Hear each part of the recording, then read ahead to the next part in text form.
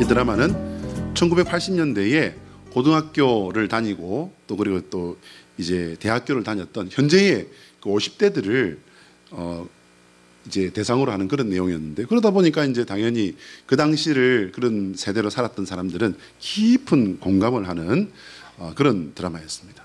이 드라마에는요, 당시에 불편하고 또 덜 발달된 그런 기기들, 차들, 사람들, 집들 뭐 이런 것들이 이렇게 나옵니다.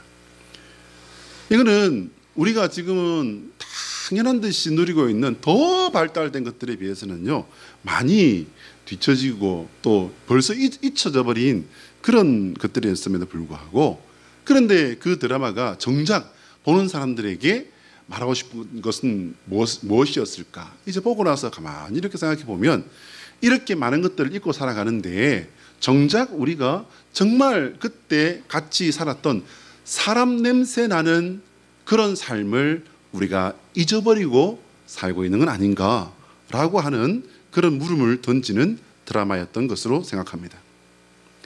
여러분 생각해 보면요, 이것은 그다지 그렇게 멀지도 않은 과거예요. 그렇죠? 우리는 마치 아주 멀고 먼 옛날처럼 추억으로만 이것을 돌이켜 보게 되는데, 그때 철부지 고등학생이었던 그 고등학생들과 사회의 부조리에 이제 그 화염병을 던지며 한글을 했던 열혈 대학생들, 그들은요 지금 뭐 그래봐야 50대 많이 나이가 많다 이래도 아직 60이 되지 않은 그런 세대입니다. 그만큼 짧은 거예요. 여러분 한번 생각해 보세요. 세상이 빠른 걸까요? 아니면 사람의 인생이 짧은 걸까요? 여러분은 어떻게 생각하십니까? 세상은 우리가 알건 모르건 빠르게 돌아갑니다. 그리고 급하게 변해가지요. 그러나 성도는요, 이런 세상에 살면서 세상이 어떠하든지 우리가 지킬 것이 무엇인지 분별하고 지켜 나가는 사람이 성도. 여러분 성도가 뭡니까? 거룩한 무리란 말이잖아요. 거룩한 무리는, 거룩이란 것은 구별해서 떼냈다는 것을 말하는 것입니다. 우리가 구별된 성도로 산다는 것은 이런 세상에 같이 흘러가 버리는 것이 아니라 나를 구별해서 하나님께 드리며 나아가는 사람이 되었다라는 것임을 기억하시길 바랍니다. 여러분, 근데요, 이게 사실 말은 쉬운데 이게 상당한 용기와 믿음을 요구하는 정말 부담스러운 그런 결정이지요. 그렇습니다. 자, 한번 따라할까요? 하나님의 소원은 우리가 예수 그리스도 안에서 믿음의 순결을 지킨 성도, 남은 자가 되는 것이다. 시작. 하나님의 소원은 우리가 예수 그리스도 안에서 믿음의 순결을 지킨 성도, 남은 자가 되는 것이다. 할렐루야. 여러분, 이 남은 자는요, 또 다른 말로 뭐라고 일컫냐면요, 그루터기라고 합니다. 그루터기는 잘려 나가버렸지만 다시 다음 세대를 이어나갈 생명의 가능성을 말하는 거예요. 사랑하는 여러분, 세상은 우리를 잘라버렸을지라도, 외톨이로 우리를 내쳐버렸을지라도 하나님 앞에 세상의 희망이 되어지는 저와 여러분 되시기를 축복합니다. 오늘 본문 요엘서는요, 유다 역사상 전무후무한 하나의 사건을 보고 하나님의 그 뜻을 이제 선포하는 그런 내용입니다. 이게 뭐냐면요, 메뚜기 재앙이에요. 여러분 그 뉴스를 관심 있게 보신 분들은 아마 작년인가로 내가 기억을 하는데요, 제가 이것이 아프리카 쪽에서 시작된 어마어마한 거대한 메뚜기 떼가 중국을 향해 오고 있다. 여러분 이거 들어보신 적 있습니까? 이거는 그 메뚜기가 지나가는 곳마다 농작물을 완전히 초토화시키면서 이제 중국의 15억 인구가 먹을 그 양식을 갖다가 싹쓸이하기 위해서 지금 오고 있는 그런 상황이었던 것입니다. 그 뒤에 내용은 저도 잘 챙겨보지를 못해서 모르겠습니다만은 우리 인류 역사 속에는요, 간혹 이 어마어마한 메뚜기 떼가 사람들에게 그냥 피해를 끼친 정도를 넘어서 재앙이 되었던 그런 역사가 가끔 있습니다. 그런데 이 요엘이라는 선지자가 봤던 이 메뚜기 재앙은요, 그야말로 재앙이에요. 엄청난 재앙의 역사를 기록하는 그런 일을 보고 나서 이것은 하나님의 진노를 드러내신 것이다. 하나님의 진노하심을 드러내신 사건이다. 이렇게 보고 여호와의 날, 곧 심판의 날이 가까웠다라고 이렇게 외친 그런 사건에서부터 오늘 전체 내용이 시작되고 있습니다. 진행되고 있습니다. 사람들의 눈에는 큰 사건이 한 번 일어났다고 해서 세상이 끝이 온다라고 외치는 이 사람이요, 정상인으로 보였겠습니까? 아마도 광인, 즉 미친 사람으로 보였을 겁니다. 그런데 여러분 생각해 봅시다. 요엘이라는 이 선지자가요, 사람들이 말하는 광인이었다면 이 사람이 말하는 이 내용이 과연 예언으로 성경에 기록이 되었을까요? 아닐 겁니다. 그리고 요엘이라는 이 선지자가 개인적인 견해로 인간 요엘이 하는 말이었다면 3,000년 뒤를 살아가는 우리가 이 내용을, 이 말을 말씀으로 듣고 읽으면서 묵상하고 연구하면서 알아야 할 필요가 있을까요? 없을 겁니다. 그에게 하나님께서 주신 성령님의 감동이 있었고 후에 이루어졌기 때문에 우리가 이 세대를 분별하고 세상 속에서 우리에게 필요한 영적 지혜를 얻게 하려고 하나님께서는 이 말씀을 읽게 하시고 깨닫게 하시고 알게 하시고 우리를 깨우려고 이 말씀을 주시는 줄 믿으시길 바랍니다. 우리 23절 같이 한번 읽어볼까요? 노란 글자요. 자, 시작. 시온의 자녀들아, 너희는 너희 하나님 여호와로 말미암아 기뻐하며 즐거워할지어다. 그가 너희를 위하여 비를 내리시되 이른 비를 너희에게 적당하게 주시리니 이른 비와 늦은 비가 예전과 같을 것이라. 자, 질문입니다. 왜 요엘 선지자는 시온의 자녀들아 라고 대상을 한정지어서 대상을 정해서 이렇게 부르고 있을까요? 이 전체 내용을 23절은요 한 절뿐인 그런 말씀이지만요, 이 내용은 굉장히 많은, 그러니까 이 한 절 가지고서 설교 한두 편을 그냥 전체를 할 수 있는 그런 내용이에요. 그래서 저는 여기에 딱 포커스를 한번 정해봤습니다. 시온의 자녀들아. 왜 요엘 선지는 시온의 자녀라고 이렇게 한정지어서 대상을 특정해서 불렀을까요? 여러분, 시온의 자녀는요, 주석에 보면은 모든 진실한 이스라엘 백성을 가리킨대요. 모든 진실한 이스라엘 백성. 여러분, 그냥 이스라엘의 국적을 둔 이스라엘 사람들을 말하는 게 아니에요. 여러분, 이스라엘이에요. 제가 성지순례를 갔다 왔잖아요. 제가 가게에 들어갔는데 아가씨 둘이가 이렇게 막 수다를 떨고 있어요. 그래서 제가 물어봤습니다. 이 물건에 대해서 물어봤더니 아주 자기들끼리 수다를 떨다가 갑자기 아주 친절 모드로 싹 배려하면서 이제 이렇게 설명을 잘 해주더라고요. 그래서 제가 궁금해서 물어봤습니다. 유대인입니까? 물어봤더니 아니래요. 자기들은 아랍인이래요. 여러분, 지금만 그런 게 아니라요, 옛날 그 시대 때에도 이 이스라엘에는요, 이스라엘 사람들만 살았던 게 아닙니다. 오늘 요엘 선지는요, 참 믿음의 이스라엘 백성을 일컬어서 시온의 자녀라고 말한 겁니다. 모든 진실한 이스라엘 백성은 여호와만을 하나님을 섬기는 믿음의 백성을 말하는 건데요, 타고난 이스라엘 백성만 있었던 게 아니라는 그 말씀을 지금도 그렇지만 그때도 그랬다는 겁니다. 다만 여기서 진짜 중요한 건 뭐냐면요, 진실한이에요. 딱 세 글자죠. 진실한. 이스라엘은요, 출애굽 때부터 다른 민족들이 섞여 나왔어요. 참 흥미로운 사실입니다. 이거를 성경에는요, 글쎄 우리에게 야 이거 봐봐 하는 그런 식으로 좀 더 우리의 눈을 크게 띄우려고 그랬는지는 모르겠지만요, 특이한 단어를 동원을 했어요. 그게 뭐냐면요, 잡족들이래요. 출애굽기 12장 38절을 우리 같이 한번 읽어볼까요? 시작. 수많은 잡족과 양과 소와 심이 많은 가축이 그들과 함께 하였으며. 이 하나님은 인격의 하나님이십니다. 믿으십니까? 그래요. 하나님을 믿고 하나님을 섬겨볼수록 하나님은 인격의 하나님이 맞아요. 그런데 그 품격의 하나님, 인격의 하나님이 어떻게 이 성경에 잡족들이라는 이런 단어를 동원을 했을까요? 근데요, 맞아요. 오늘 우리말 성경에 잡족이라고 번역을 했는데 굉장히 곱지 못한 말 같아서 확인을 해봤습니다. 히브리어에서는요, 이 단어가 에레브라고 하는 단어인데 이 뜻은 뭐냐면요, 혼합된 무리래요. 혼합된 무리.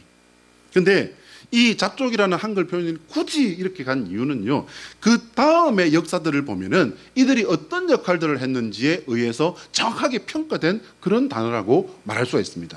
뭡니까 여러분? 이스라엘은 10번이나 하나님을 원망했다지 않습니까? 불평하고 원망을 합니다. 그런데 그 불평과 원망의 그 군중 심리를 일으켰던 그 중심에 누가 있었습니까 여러분? 성경 잘 읽어보세요. 잡족들입니다. 잡족들. 시온의 자녀는 전체적인 내용상 잡족과는요, 정반대되는 단어로 사용되었다라고 이렇게 볼 수 있습니다. 그들은 이스라엘 백성 중에서도요, 믿음의 순수성을 잃지 않고 도리어 어떤 어려움 속에서도 믿음을 지켜낸 사람들을 말하는 거예요. 그들은 세상이 똘똘 뭉쳐서 한 목소리로 말하는 것도요, 그들은 하나님의 말씀을 우선 생각하면서 이게 맞나 안 맞나를 생각하고 분별하고 구별해서 세상이 똘똘 뭉쳐서 하나님과 반대로 갈 때라도요, 그들은 하나님을 향해서 따라가고 세상과 반대가 되어야 된다 손칠지라도 세상과 반대하며 세상에선 돌아서고 하나님을 향해 걸어갔던 바로 그런 사람들이었던 것입니다. 시온의 자녀들이라고 지칭된 사람들은요, 그들이 살았던 시대에 외톨이였을 가능성이 상당히 큽니다. 여러분 초대교회 성도들 보세요. 그들이 어디 사회에 존경을 받는 사람들입니까? 그 지역 사람들에게는 칭찬받았습니다. 그래서 복음이 정말 들불처럼 번져갑니다. 그러나 그 시대에 주된 기득권을 가지고 있는 사람들과 왕들에게는 골칫거리 중에 골칫거리였습니다. 왜입니까? 세상과 반대로 가면서 자기들이 이 세상에 뭐가 틀렸는지를 보여주고 알게 해주는 그런 역할을 해주는 그런 사람들이었거든요. 근데 오늘날에는 이 믿음의 사람들의 가치는요, 더 골치 아파졌어요. 고리타분하고 옛날 것에 얽매여 사는 이상한 사람들이라고 손가락질 당하는 그런 시대를 지금 우리가 살고 있는 건 아닙니까? 시대의 변화에 둔하고 세상의 흐름에 따르지 않는 벽창호, 반동이라는 말을 듣고 살고 있는 것 아닌가요? 그러나 그들에게 세상의 중심은요, 세상 만물의 창조주이신 여호와 하나님이셨기 때문에 그 옛날의 성도들도, 그리고 오늘날의 성도들도, 그리고 앞으로 하나님께서 오시는 그날까지의 모든 성도들은요, 세상으로부터 외톨이가 되고 따돌림을 당할지언정 하나님의 말씀을 따라가는 사람인 줄로 믿습니다. 하나님만이, 여호와만이 참 하나님이시며 그분이 세상을 다스리시기 때문에 그분께서 행하시는 일에 나의 생각과 삶의 방향을 맞춰야 한다고 믿은 거예요. 그래서 그 믿음이 세상으로부터 이상한 사람들이라고 하는 손가락질을 당하고, 그러나 그 믿음이 하나님 앞에는 하나님의 희망이 되는, 하나님의 소망이 되는 그루터기가 된 것입니다. 세상이 뭐라고 해도 설령 벽창호, 반동, 꼴통이라고 따돌림을 당해도 하나님만 바라보고 여호와의 날을 믿음으로 준비하며 기다려온 사람들, 그래서 세상 사람들은 자기들과 다르기 때문에 어쩌면 두려워서라도 더 따돌리고 손가락질을 하는 겁니다. 그러나 우리가 같이 두는 것은 무엇입니까? 세상 사람들의 따돌림이 아니라 하나님의 인정인 줄로 믿습니다. 하나님이 우리에게 두시는 그 작은 소망인 줄로 믿습니다. 하나님이 우리를 믿음의 그릇적이라고 하나님께서 받으시면 그것으로 족한 줄로 믿습니다. 그들은 자신들을 구별해서 하나님께 드렸고 하나님께서 그들을 거룩하게 구별해서 받으셨기 때문에 특별히 요엘 선지는 시온의 자녀들이라고 부른 것입니다. 우리 32절 노란 글자 한번 읽어볼까요? 같이 읽습니다. 시작. 누구든지 여호와의 이름을 부르는 자는 구원을 얻으리니 이는 나 여호와의 말대로 시온산과 예루살렘에서 피할 자가 있을 것이며 남은 자 중에 나 여호와의 부름을 받을 자가 있을 것임이니라. 질문입니다, 여러분. 왜 하나님께서는 여호와의 이름을 부르는 자는 구원을 얻으리라라고 말씀을 하셨을까요? 여러분, 이거는 요엘 선지가 선지자랍시고 말할 수 있는 내용이 아니에요. 선지자를 통해서 하나님께서 세상에 구원의 길을 알려주시는 하나님의 음성입니다. 믿으십니까? 하나님께서는 여호와의 이름을 부르는 자는, 이 말씀이 신약에 가면 어떻게 됩니까, 여러분? 주의 이름을 부르는 자는 구원을 얻으리라. 할렐루야. 우리는 하나님을 믿는 사람들이기 때문에 어떤 특별한 상황이 되면 하나님을 부르는 것이 당연하다, 이렇게 생각하는 정도는 된 줄로 믿습니다. 그러나 여러분, 사실은 다 그러지 못해요. 심지어 믿는다고 하는 사람들 중에도요, 마지막 순간에는 아예 하나님을 부인하고 그 삶을 마감하는 분들도 참 안타깝지만은 가끔 있습니다. 평생을 법 없이도 살 사람이라고 하는 주변 사람들의 인정을 받는 사람이 있었습니다. 가족을 위해서 최선을 다해 살았고, 누가 보아도 이 사람은 정말 성실한 사람이었어요. 정직하고 성실하고, 단 한 번도 평생을 살면서 한눈 한번 판 적이 없는 그런 사람이었다고 누구나가 인정하는 그런 성실한 분이었습니다. 너무나도 어렵던 그 집안 살림을 번듯하게 일구었고요, 자식들 또한 반듯하게 잘 키워낸 그런 사람이었습니다. 누가 봐도 참 좋은 사람이야, 훌륭한 사람이야 라고 말할 수밖에 없는 그런 분이었습니다. 이제 임종을 바로 앞둔 그런 상황이 있었지만은요, 그러나 단정하고 아주 정갈한 그런 할아버지셨어요. 키도 안 커요.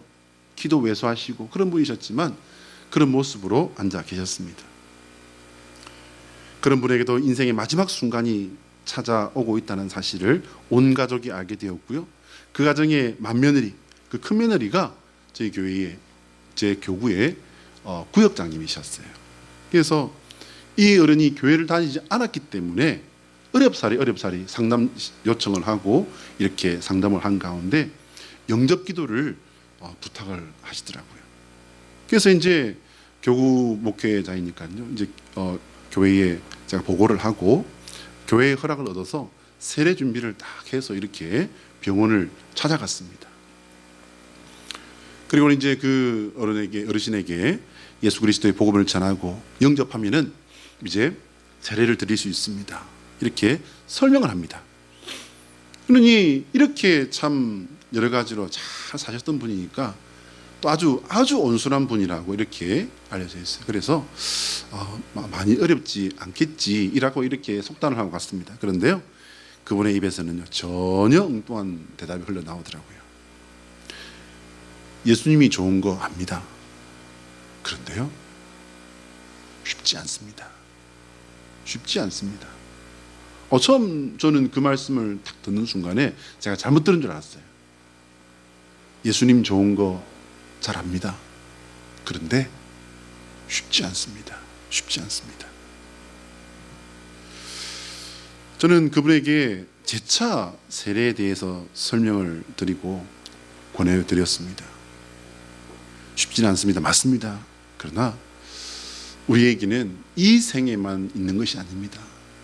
이제 이 육신의 장막을 떠나시면은 하나님께서 준비하신 그 땅으로 가시게 될 겁니다. 어르신, 예수님 영접하시고 이제 천국 가시는 그 길을 오늘 이 시간 선택하시면 좋겠습니다 라고 이렇게 제가 권면을 드렸습니다.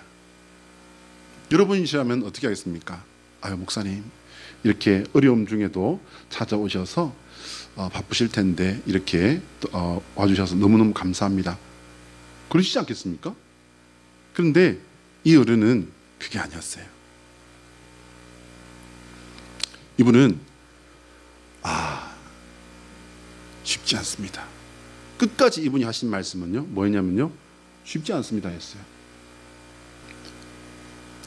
마지막이 되어도 여호와 하나님께 자신의 영혼을 부탁드리는 사람은요, 생각보다 많지 않습니다, 여러분. 그리고 그 기회를 가질 수 있는 사람은요, 더 많지 않습니다. 흐려지는 의식 속에서 예수 그리스도께 집중하고 하나님께 자신의 영혼을 받아주실 것을 부탁드리는 것은요, 이게 여러분 당연한 일인 것 같은데 결코 쉬운 일이 아닙니다. 그래서 사람이 임종을 할 때는요, 믿음의 가족, 신앙을 가진 가족이 옆에 있어준다는 것은 이건 뭐 엄청난 은혜라고 이렇게 생각하셔도 될 것 같아요. 뿐만 아니라 그래서 그 전체 과정들을 이제 목회자가 이렇게 인도해주는 그런 일을 반드시 하게 되어 있는 것입니다. 이것은 평상시 우리의 삶 속에서 일어나는 그런 일입니다. 지금 우리 삶 속에 일어나는 일입니다. 그만큼 우리는 지금 좋은 환경 속에 살고 있는 겁니다. 그리고 우리가 받은 이 믿음으로 받은 이 복이 여러분 얼마나 큰 것인지 다시 한번 깨닫게 되시기를 축복합니다. 그러나 오늘 본문에 요엘 선지자가 말하는 것은요, 그렇게 좋은 상황이 아니에요. 자, 우리 31절 같이 읽어요. 시작. 여호와의 크고 두려운 날이 이르기 전에 해가 어두워지고 달이 핏빛같이 변하려니와. 자, 여러분, 이 여호와의 크고 두려운 날이 이르기 전에 해가 어두워지고 달이 핏빛같이 변하려니와. 이 말씀이 여러분 어떤 상황인 것 같습니까? 해가 어두워지고 달이 핏빛같이라는 이 부분에 대해서 이 서방의 아주 중요한 신학자라고 이렇게 서방의 4대 신학자라고 일컬어지는 제롬이라는 분이 있어요. 이 분은요 그렇게 말합니다. 해와 달을 숭배한 이방 종교의 멸망을 상징적으로 보여준 거다. 그러니까 이방 종교는 이거는 결국은 헛된 신을 섬기는 것일 뿐만 아니라 하나님의 진노의 대상이기 때문에 이거는 그들의 멸망을 말하는 것이다. 이렇게 이제 해석을 했습니다. 근데 여러분, 이 제롬이라는 분은요, 서방 신학의 4대 신학자로 꼽히지만 1500년 전 분이세요. 현대 신학자들은 이 부분을 어떻게 말을 할까요, 여러분?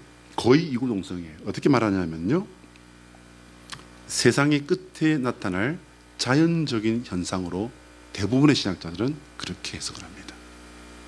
여러분, 두렵지 않습니까? 갑작스러운 세상의 끝이 닥쳐올 때 나는 어떻게 할지 여러분 생각해 보셨습니까? 우리 주 예수 그리스도께서 우리를 위해 십자가를 지신 것은요, 우리의 이때를 위함이 바로 예수님의 십자가의 목적입니다. 예수 그리스도의 십자가로 그 공로로 인하여 우리가 여호와 하나님을 부르게 하기 위해서 예수님은 십자가에 올라가 죽어주신 것입니다. 누구를 위해? 나를 위해. 할렐루야. 그것은 개인적으로 세상의 삶을 끝내는 자리에서도 우리는요, 끝내는 그 순간에 우리는 다른 어떤 것도 아니고 여호와 하나님의 이름을 부르며 가야 됩니다. 주님, 나의 영혼을 받아주시옵소서. 하나님, 당신만이 나의 구원자이십니다. 여러분, 갑작스럽게 온 세상이 끝나버리는 그런 일이 벌어지는 순간에도요, 우리는 마찬가지입니다. 자, 한번 따라합시다. 예수 그리스도의 십자가는 하나님께 보여드릴 유일한 구원의 신분증이다. 자, 시작. 예수 그리스도의 십자가는 하나님께 보여드릴 유일한 구원의 신분증이다. 할렐루야. 여러분, 이건 사실은 제가 정리하며 만들어 본 말인데요, 저는 이 문구가 정말 맞다고 생각합니다. 응답하라 1988 드라마에는요, 우리가 청년 때 살았던 모습을 너무나도 잘 그려주고 있어요. 그 당시에는 좋았던 것들이 정말 용돈을 모으고 어머니에게, 아유, 우리 어머니 저 때문에 그냥 마음 많이 상하셨어. 그렇지 않아도 어려운데 처음에는 어떻게 해요? 작전이 이게다. 어머니, 저 전축 사고 싶어요. 전축이 돼요, 안 돼요? 택도 없어요. 그럼 이걸 줄여요. 이제 어머니, 이번에 나온 미니 전축이 있는데 미니 전축 사주세요. 돼요, 안 돼요? 그것도 우리 형편에서는 어림도 없어요. 그 이제 그 다음에 세 번째 이제 진짜가 나오는 거예요. 어머니, 국제시장에 가면은요, 일본에서 들어온 건데 이게 요만한 건데 거기다가 테이프 딱 꽂아 들으면은 와, 학교 다니면서 오면서 거기다가 영어 강의한 거 넣어가지고 들으면서 영어 공부할 수 있어요. 여러분, 영어 공부를 많이 할까요? 아니면 팝송 들을까요? 봐, 이제 이건 해본 분이 하는 대답이에요. 이거는 사실 저도 그랬어요. 테이프를 이제 용돈을 모으고 테이프를 사가지고, 여러분 그 테이프를 들어요, 안 들어요? 그 테이프를 듣는 사람은 좀 돈이 있는 넉넉한 집이에요. 어떻게 해요? 그걸 딱 복사를 해. 복사를 해가지고 복사한 걸 듣고 다녀요. 그래도 그거 하나 탁 듣고 가방에서 그거 하나 딱 꺼내가지고 딱 들으면요, 버스에서 그건 그냥 이건 폼이 사는 거예요. 그냥 워크맨 하나 들고 다닌다 이래가지고. 그땐 그렇게 좋았던 것들이 지금 보면 어때요? 지금 보면요, USB 플레이어 요만한 거 들고 다니. 요즘은 이것도 필요 없어요. 그냥 핸드폰에 줄 대고 다니는 사람은 그런데 이거는 조금 좀 그래요.